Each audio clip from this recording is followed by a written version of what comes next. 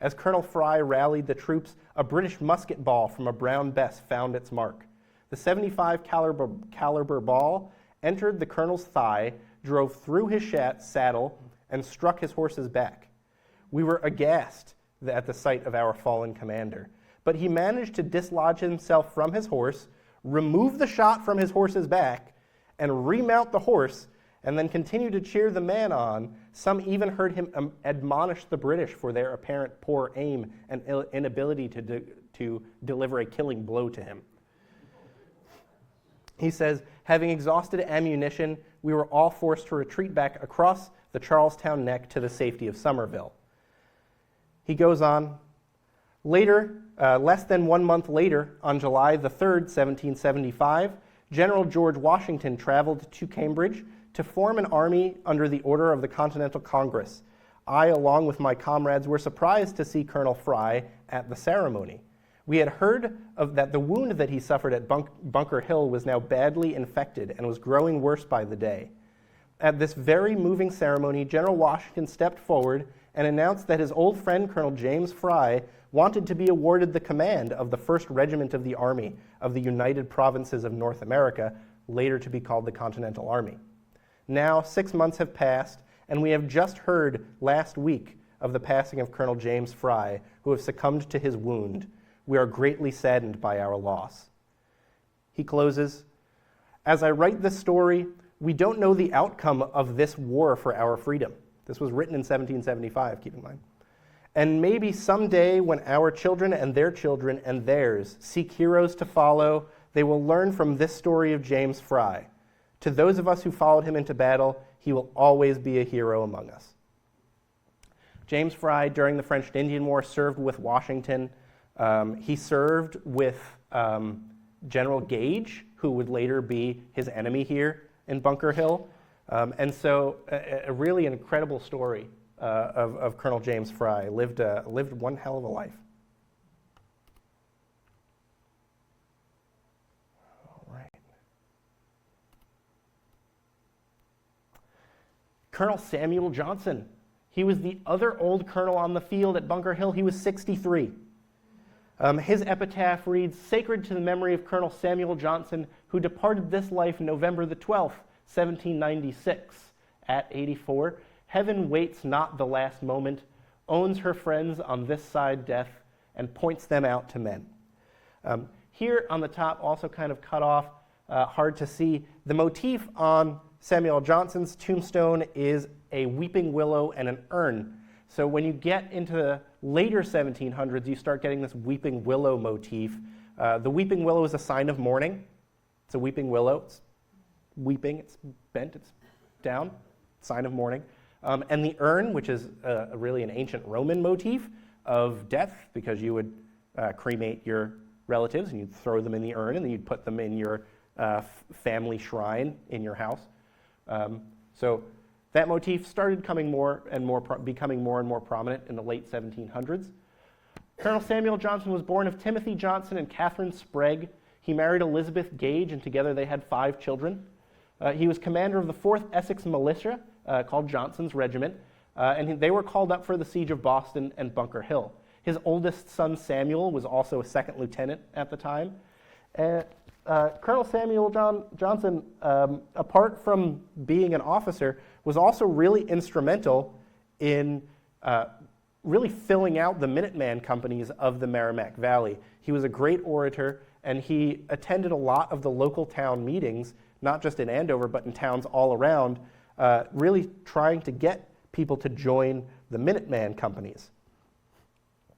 The Andover Essex Gazette, from February the 2nd, 1775, says, Colonel Samuel Johnson, lately chosen first officer of said regiment, addressed himself to the company and with great zeal recommended to them the necessity of enlisting themselves into the service of the province, and in a short time 50 able-bodied effective men, being 1/4 part of said companies, more than 1/3 part of whom are the heads of families and men of substance, willingly offered themselves. Must have been a great speaker. Considering ourselves under indispensable obligations. So this is from Colonel Samuel Johnson himself. He says, considering ourselves under indispensable obligation to defend our lives and liberties against a potent, avaricious, and tyrannical enemy who are incessantly contriving and thirstily pursuing our utter ruin, it becomes us to be diligent in the use of all outward means of defense, without which we cannot expect divine protection. You can pray all you want, but if you don't grab a gun and get out there, nothing's going to happen.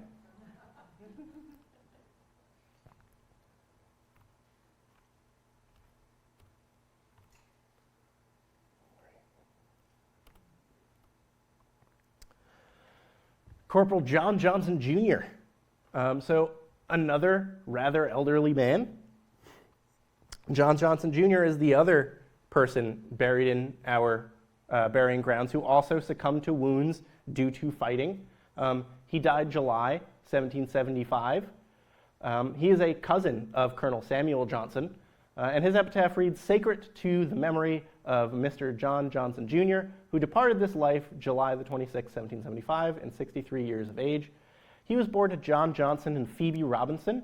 He was called Junior during the Battle of Chelsea and was involved in the taking of the British schooner." So part of our new exhibit that we're going to have over in our exhibit wing, the Diary of James Stephens. James Stephens also attended the Battle of Chelsea and was involved with the taking of the British schooner. So you get, out of James Stephens' own words, you get a feel for what that was like. But really it was that. They took a British schooner out of Chelsea Harbor. It was a really useful and great victory for them in order to help control some of the water lanes out near Chelsea.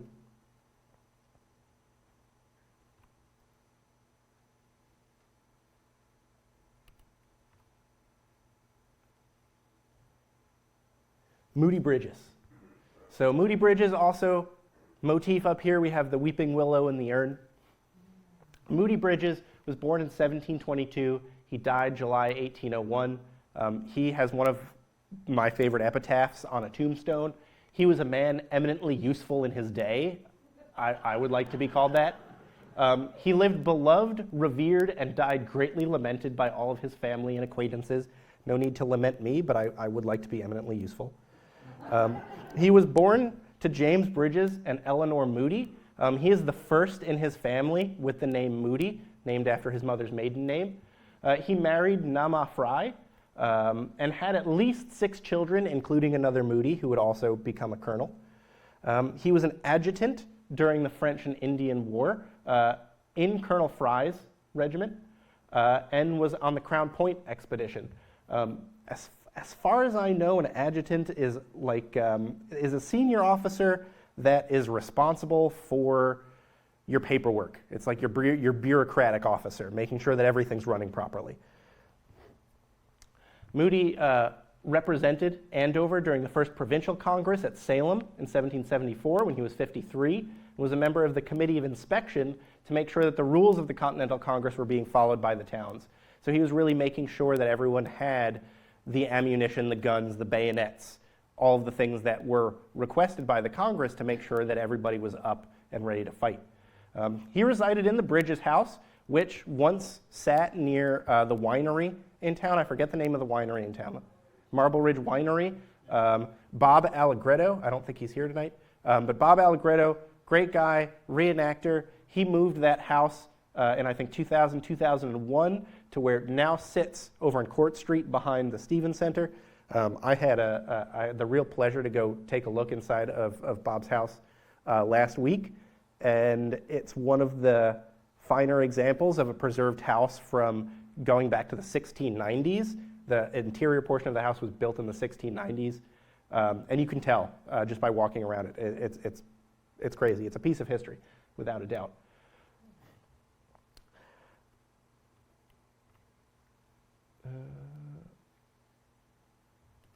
Come on, there we go. Oh, wait. Oh, I see what I did. Okay, so here we go. I got this. All right, so the popular oratory of Moody, quote unquote, which thrilled the multitude. So Moody was a great speaker. He was a real firebrand. He did a lot of writing for the Revolution, as opposed to Colonel Fry, who had a, quote, offhand, rough, but effective speech. Colonel Fry prided himself a fighter and not a maker of phrases. Moody himself, quite the talker. Recorded in 1757, he did the duty of a field officer in leading, ordering, and marching said detachment. So this is in the French and Indian War, which consisted of 240 men. He praised for more than an adjutant's pay, is what has followed after that. Sarah Bailey Loring recounts a letter written allegedly by the townsfolk to Moody Bridges as what to say when he is representing them in the provincial congress in Salem. It is Sarah's opinion that this was actually written by Moody to Moody as something to say.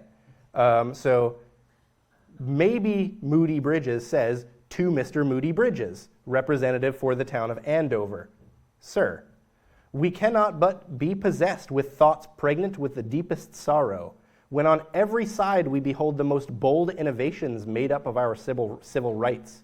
Resentments, again, the daring invader and distress of mind for the wound that liberty has received, alternatively perplex our ancient hearts. But should our rulers, for that reason, be left to do whatever they please without control? If a man's house is attacked, he has a certain right to alarm the neighborhood, and if any bad consequences should ensure upon that, is he to be blamed?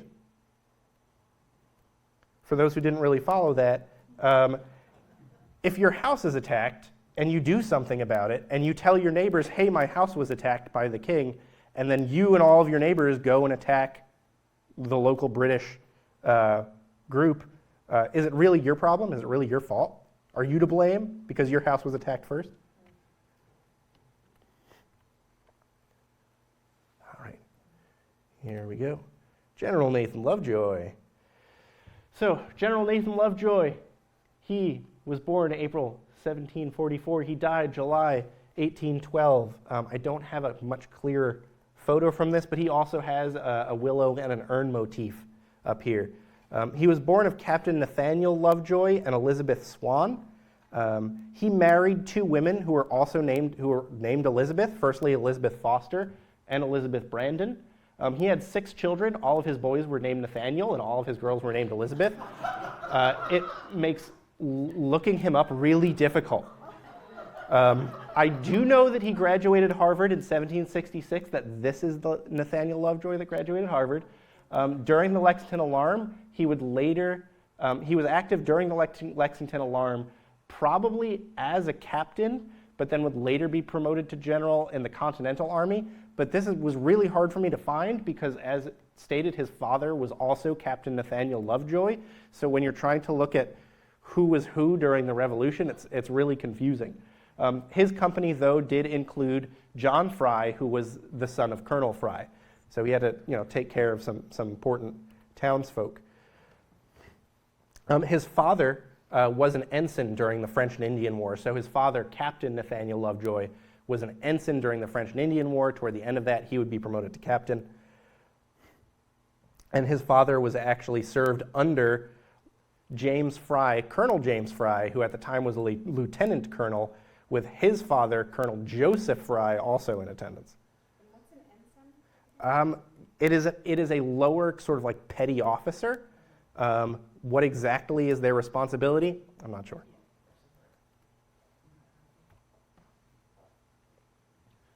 All right, Daniel Carleton. So the Carleton family, of all of the families that are present in our first and second burial grounds who fought in the Revolutionary War, the Carleton family has the most. I believe there's 9 Carletons who served in the Revolutionary War and are buried in our first and second burial ground.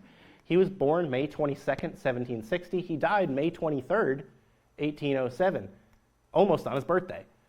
Also, May 23rd, it's my birthday. In memory of Mr. Daniel Carleton III, who died May 23rd, 1807, he was 47. His epitaph, "The rising morn cannot assure that we shall see end of the day, for death stands ready at the door to seize our lives away." He was born of Daniel Carleton II and Mercy Carleton. They were first cousins.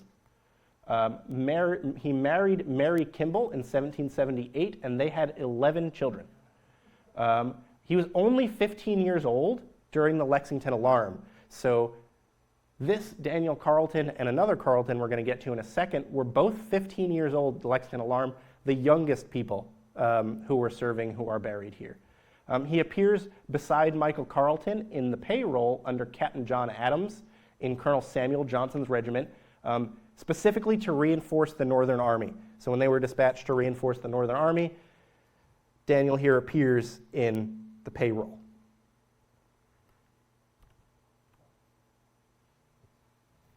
So now, moving off to the second burial ground, which was established in 1817. This one is administered by the Ridgewood Cemetery Association as of 2020, was previously administered by the Town Historical Commission, and it's currently going through restoration. If you guys have seen the second burial ground, there's a lot of restoration going on. The whole Kittredge family tomb has been unearthed and is being put back together. It's really, really impressive. So actually, the photo that I have of the Kittredge monument is now out of date because very soon it will be entirely exposed.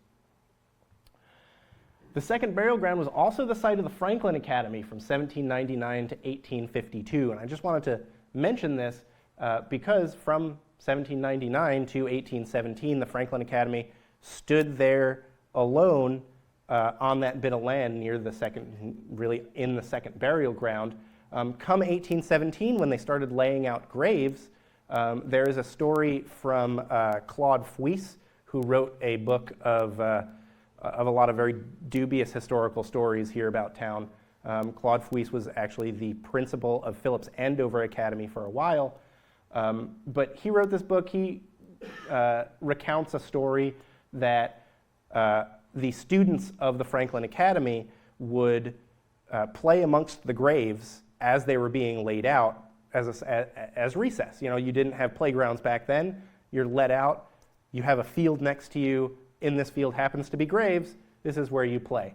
Apparently there was a gravedigger, John P. Fry, who was an illegitimate son of the Fry family. He was a bell ringer for the parish church, and he was also the gravedigger.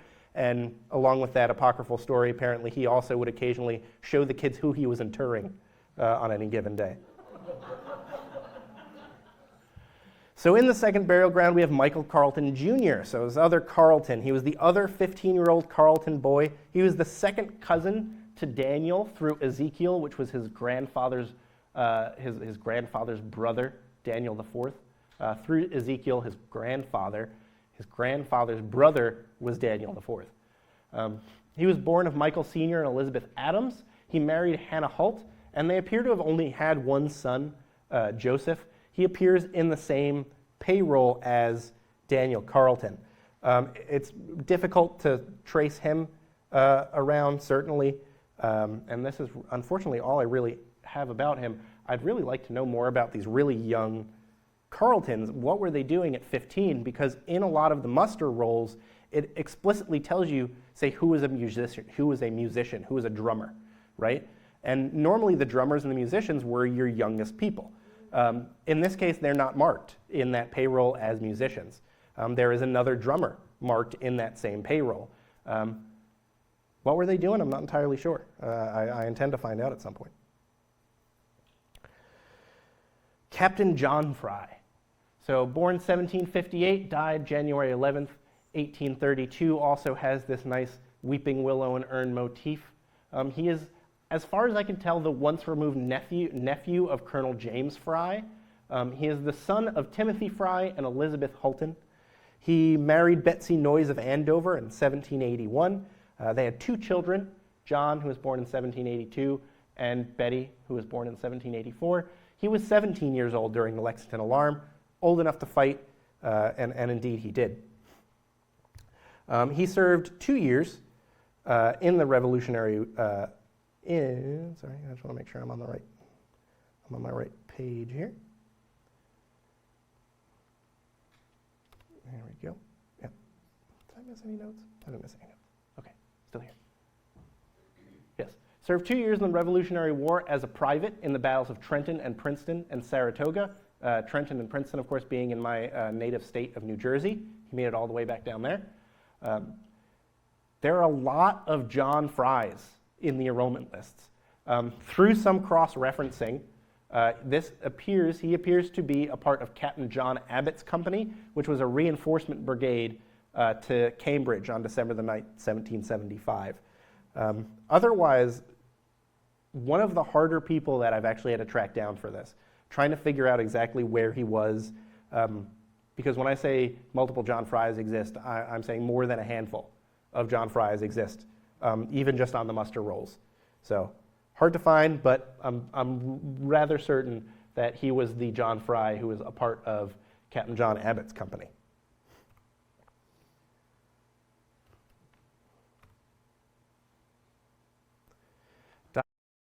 So as I said, this Kittredge Memorial is now sort of out of date, exposed right now under a tarp, but very shortly to be exposed as the entire Kittredge family tomb. Thomas Kittredge was the son of Dr. John and Sarah Kittredge. He would succeed in the practice of Dr. John at Dr. John's death in 1776, and he was the surgeon of Colonel Fry's regiment. He was 29 during the Lexington Alarm, and he held a lot of really important positions, really interesting guy apart from his revolutionary history. He was elected as one of the 3 representatives to the ratification convention of the Constitution, along with William Sims Jr., who was the son of the Reverend here in town during the Revolution, and Samuel Osgood. He would, and this is something that you can come, and you can see our new exhibit in the Parson Barnard House about William Sims Jr., and you can see all about how William Sims and Samuel Osgood and Thomas Kittredge did not agree with each other as to whether they should actually ratify the Constitution. It was between, everyone remembers their high school civics class, the Federalists and the Anti-Federalists, right? So the Federalists, in this case, William Sims Jr. would become a Federalist in the process of ratification. A Federalist being someone who wanted the Constitution to be created, a federal government established, so that there was an executive overseeing all of the different states. Of course, previously we were operating under the Articles of Confederacy, in which all of the states had a lot of their own power, and there was not a unified executive over that.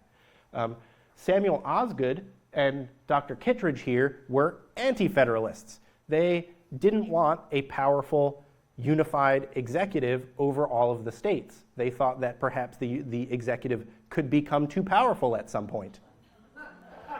I know. So it was Dr. Thomas Kittredge who actually built the standing Kittredge Mansion that I previously mentioned behind us in 1784. He built it adjacent and partially on the mustering ground. That is continuingly a family residence. The Kittredges still own that house. I'd love to see the inside of it. I'm sure it's beautiful. That manor became a school for medicine as well as a local hospital. He would teach out of the 3rd floor of the Kittredge Manor, and he was also an advocate of mental health in a way that a lot of doctors at the time weren't. Having patients stay at his house was part of sort of removing them away from the cities, removing them into the countryside. If you came down with panics or the vapors or the stress of life was getting to you too much, you couldn't do your duties in society, you could go stay with Dr. Kittredge and you could be taken care of and see our nice country air, and hopefully it'd make you a little bit better mentally.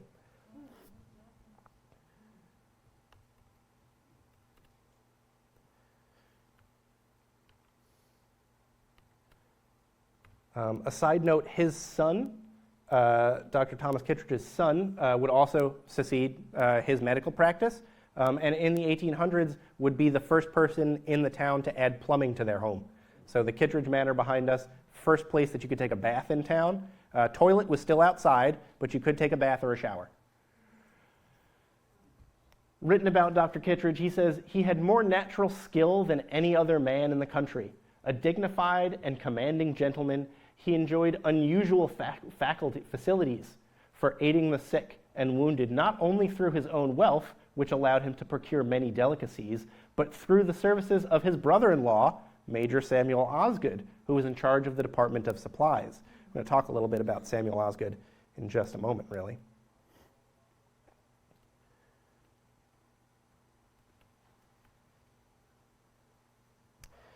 So, like I said, there's so many people I could have talked about, people with differing amounts of information about their roles in the Revolution who are buried here.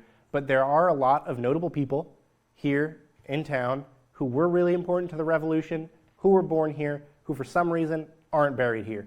And I just wanted to highlight 4 of them and tell you why they're not buried here. So first, James Stevens, the James Stevens of the Diary exhibit that we're going to be premiering very soon, if not next week, the week after? What is it? Next week. Next week you can come in and you can see the diary of James Stevens. I'm sorry? Week after, sorry, the week after next week. And you can hear Antoine pronounce all of James's words in period-appropriate dialect. He was born around 1749. He was 26 years old when the Lexington alarm sounded. He wrote that diary that we have from April the 19th, 1775 to August the 24th, 1776, a really, really impressive primary source for what was going on, not just here in town, but during the Revolution generally. He married Elizabeth Lacey of Andover in 1778. Shortly thereafter, moved to Jaffrey, New Hampshire. Elizabeth would die in 1798 after the two had 7 children. His second wife was Betsy Lynch of Lunenburg, MA. He passed away in Jaffrey, New Hampshire, which is currently where he is. He is buried in the old cemetery of Jaffrey, New Hampshire. William Sims Jr., I just mentioned him. So William Sims Jr. is a really interesting story. He was the son of the Reverend in town. He was 15 years old in 1775. So why did the 2 Carleton boys fight and William Sims Jr. not? I don't really know. My guess is he's the son of the Reverend. That's probably the case. He went to Harvard. He became a really successful lawyer, and he practiced in town, and as I said, was elected one of those 3 representatives to debate the creation of a federal constitution. He went to the ratification convention. He became a Federalist. So what happened here in town is that a slight majority of the townspeople did not want the Constitution passed. This town was, by a slight majority, anti-Federalist. His transition into being a Federalist came with arguing John Adams as to the necessity of a Bill of Rights. So William Sims Jr. is actually really instrumental in giving us our first 10 amendments, known as the Bill of Rights. So we can all thank this local guy for giving us freedom of speech and freedom of our belongings and all of that lovely habeas corpus. He voted outside of the desires of slightly more than half the town. So on that voting roll call, Samuel Osgood and Dr. Kittredge voted no, we do not ratify the Constitution in its current form. After adding in those 10 amendments, William Sims Jr. says, yes, I will vote to ratify this Constitution. I do approve of this Constitution. He came back to town, and because he disagreed, he voted against slightly more than half the town's wishes. He wasn't formally warned out of town. They didn't kick him out, but he lost half of his law business.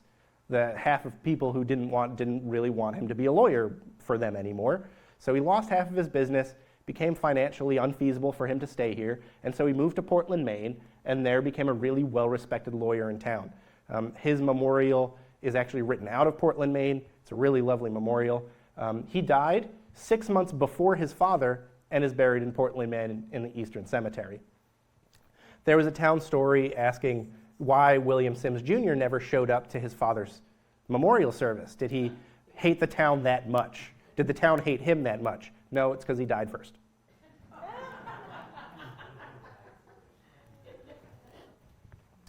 Colonel Samuel Osgood, maybe one of the most successful by position of all of the Revolutionary folks here in town. He was born February 1747. He died August 1813. His family home still stands at 440 Osgood, and is rumored to have held a portion of the Harvard Library during the Revolution. So when the British were sacking Cambridge, Harvard had to remove their library to prevent it from being burnt.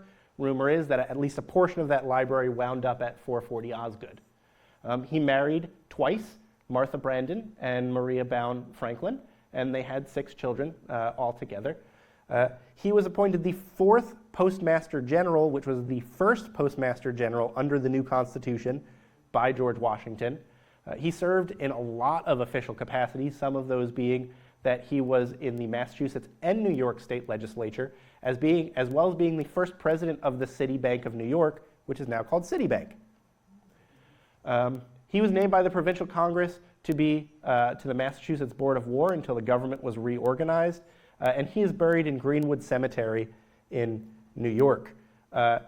He is also one of the only people in my whole lecture tonight that we have a portrait of.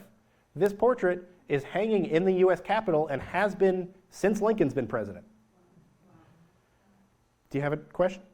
Wasn't his home on Cherry Street in New York where Washington took his oath of office? That's correct. So his home in New York City was a governor's mansion, was I think the first presidential mansion, and then was changed around quite a bit. But exactly right, his house was really the first White House of the country.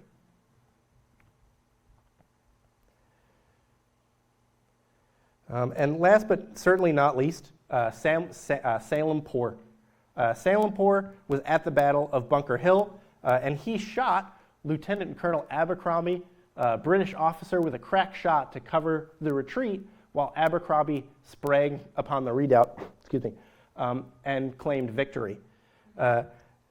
He had a recommendation for honors sent to the Massachusetts Bay General Court government. It says, "To the General Court, Massachusetts Bay, we declare that a Negro man called Salem-Poor behaved like an experienced officer as well as an excellent soldier." He was in Captain Thomas Drury's unit, which also included Titus Coburn, Peter Salem, and Seymour Burr, who were also black Revolutionary soldiers. And his unit arrived as a support, but actually ended up covering the retreat of the redoubt builders, as we sort of previously talked about a little bit. Here's a stamp commemorating Salem-Poor, and because Salem is such a gallant soldier, was honored by Massachusetts, he's buried in Copp's Hill, burying ground in Boston, where a lot of our most prominent Revolutionary heroes are really buried, including a lot of the first black Freemasons up on Copp's Hill. The Mathers are buried on Copp's Hill. Really prestigious place to be buried. And so with that, after a real tight hour lecture, I'm willing to take some questions. Thank you all for listening to me.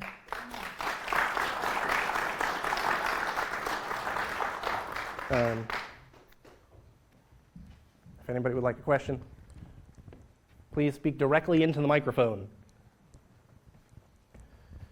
and I'll do my best to answer. Everybody's still taking it in.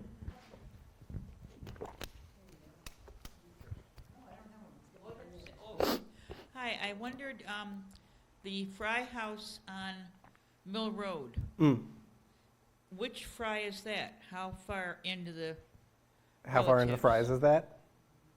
Off the top of my head, I'm sorry, I don't know. Okay. I believe, oh wait, no. All right, nope, 1730 comes to my mind. The Fry House is 1730, so I believe that was actually built by James Fry for his family, and that was passed through his family. Because there's a barn across the street that might have been connected with it. Yes, I think so. I think that 1730 is when that house was built, and I think it was built by James Fry.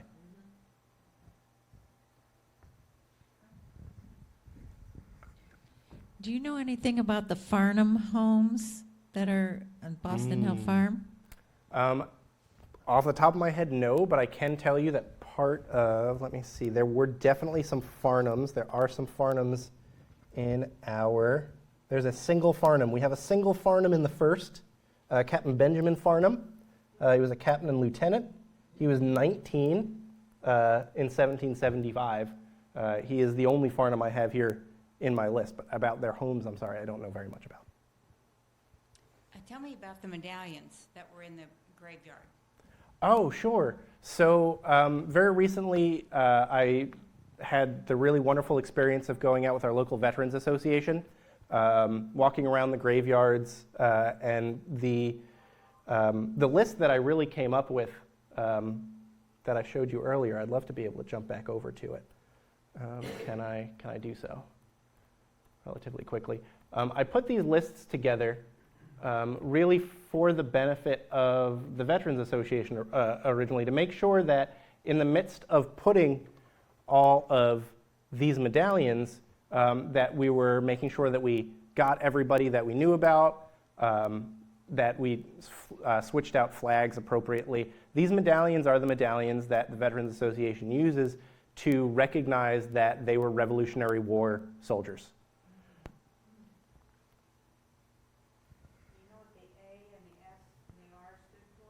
I know Bill Dolan's here. I don't. If Bill would like to answer that question. I don't know. Thank you, Bill. I think it's Sons of the American Revolution. Yes, that's right. Sons of the American Revolution. That makes sense.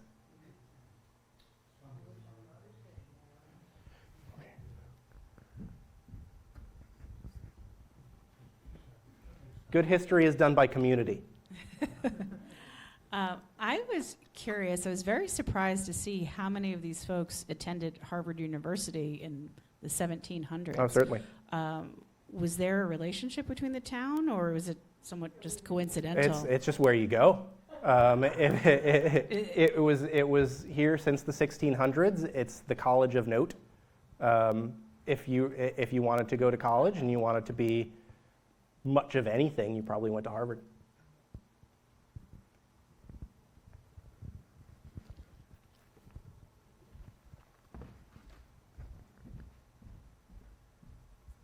So I was surprised to see in the comments about Colonel James Fry that they were referring to themselves as Americans. That's right, yeah. I wasn't aware of that. It was So early. were saying They started pretty early on that. And you caught that he referred to themselves as Americans fighting in the French and Indian War, which shows that, from the French and Indian War onward, all of the taxation push, all of the leverage that England was putting on the colonists, really pushed the colonists away, so much so that they really started thinking of themselves as a separate group of people. I'm sure a lot of you have seen the musical 1776. Benjamin Franklin, in that musical saying, oh, we have our own accent by this point. Our accents have even started to diverge, and why wouldn't we be a different people if we start sounding differently? And that was really the case.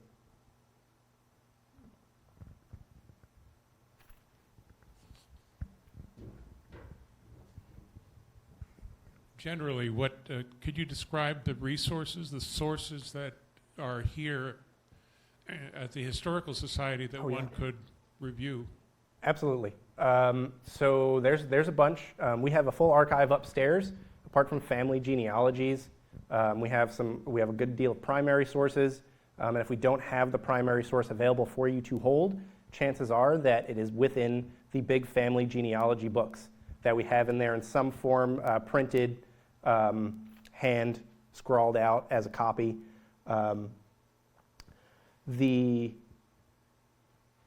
muster rolls and the pay rolls are really important to figure out who was part of what regiment, what group, who got sent out at what specific time, because everybody had to be paid, and if you were to be paid, your name had to be written down as part of the regiment, the group, the militia, the Minutemen, what have you.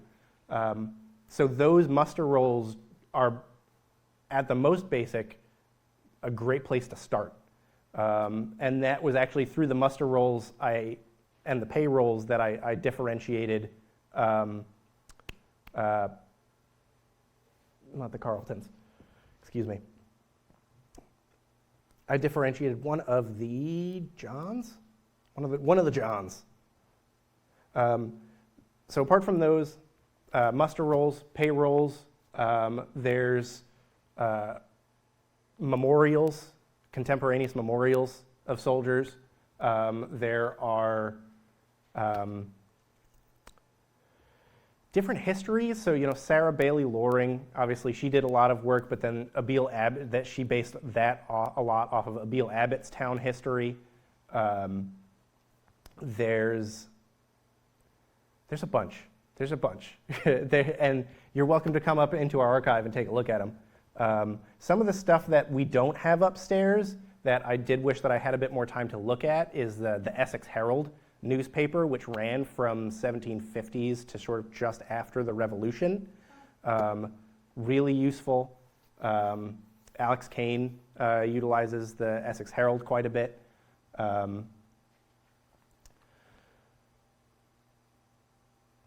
Off the top of my head, that's what I got for you.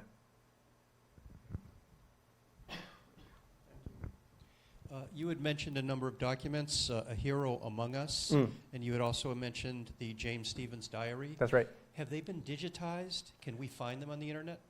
So the James Stevens Diary, we have a copy of it in a small book that's transcribed upstairs that you can see. I would imagine that it might actually be online. It's on archive, probably. Oh. And then the A Hero Among Us, I don't know where that sits. That's got to be somewhere online. Let's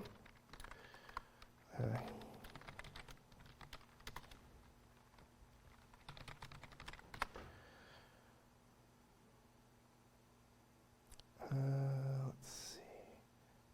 Well, actually, I was going to see if I could do this really fast, but Google is not actually useful anymore as a search.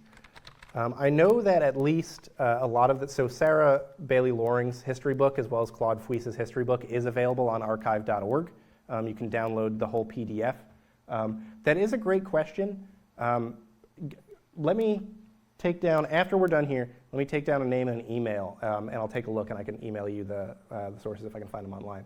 Because that, A Hero Among Us was really, I didn't expect to find that, and as you can see, it's mostly what I utilized to talk about James Fry, because it was from 1775 from someone very close to him. So that is really something worth reading. What was the archive you just said? Archive.org. If you go to archive.org, it's been under some stress lately, but it is an incredible resource. What hasn't been? Yeah, I know. It's an incredible resource for text and video and photographs. Less so for newspapers, but if you're looking for an older book, always try archive.org first. Chances are you could probably download a PDF off of it. Two things. The John Adams up there, Mm-hmm. is he related to the John Adams and Quincy? It's a great question. Don't actually know. Oh, okay.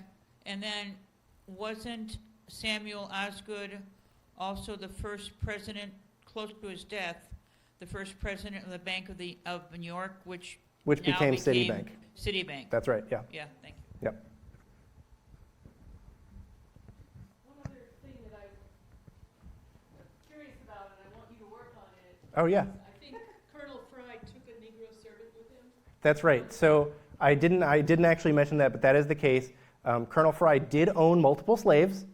He is recorded in 1770 as selling a young boy who was, quote, good at farming and blacksmithing. And to Bunker Hill, his slave named Caesar was actually attending him with him. So yes, that's true. Colonel Fry. Important because the National Park Service records on black soldiers is disappearing too. That's true. That is very true. So that's, I assume he's not very remarked in the cemetery. So the only burial we have of a slave here in Andover that we know 100% is a gentleman named Primus in the old burying ground. He was a slave of the Stevens family. Unfortunately, his gravestone about half a year ago was defaced. The icon, the motif, was punched out of the center of it and was taken. Chances are, so he has a stone. As I mentioned, the first burying ground, a lot of the grave markers were made of wood originally. So a lot of the slaves who died previous to 1700s were probably located close to where Primus's gravestone is, sort of in that back corner. Maybe they had grave markers, maybe they didn't. Considering they were all probably made out of wood, none of them really survived. So the only one we really know of is Primus, but chances are there's a lot more buried there. Lynn? Cato Freeman was formerly enslaved too. That's right. Cato Freeman was formerly enslaved, but buried a free man, and Cato and his family are buried toward the back of the second burial ground. He was a parishioner of the North Parish Church. Is it true that Poor married an African-American woman and then they had 6 kids? Yes, that is true. There's quite a story behind, I think, one of their kids. If I'm not mistaken, and I may well be, I think one of their daughters lived to over 100 years old and was a local celebrity for being so old. All right, any more questions? I've got, would you show us the slide of Franklin Academy again, Yeah. please? Let's see, where am I? It is a sort of rendering of Franklin Academy. This won't let me just jump straight to something. I gotta hammer it. Here it is. There it is. All right, I found out recently that that building in a certain form still exists in the town of North Andover. Yeah. And I was wondering if anybody knew about it.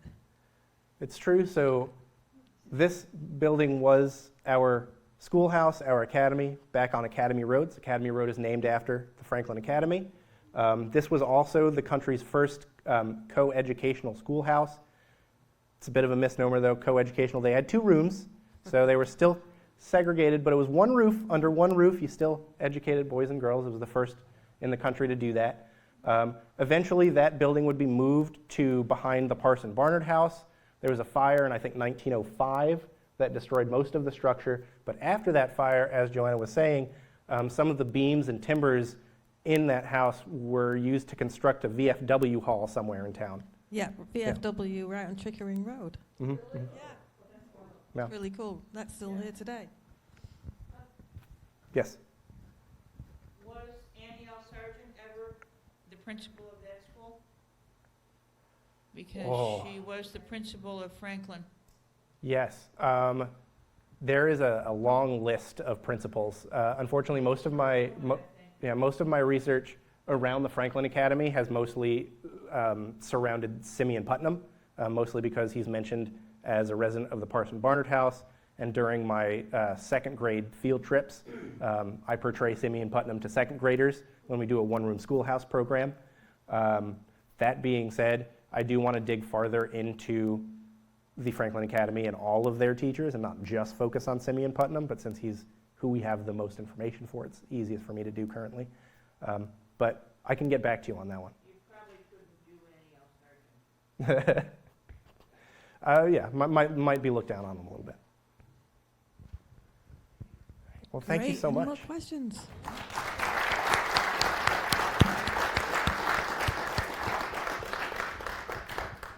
I really appreciate everybody. Thank you so much for coming. Don't forget next Tuesday to please come and see Antoine to get really an inside scoop, a peek at the reconstruction of James Stevens' accent.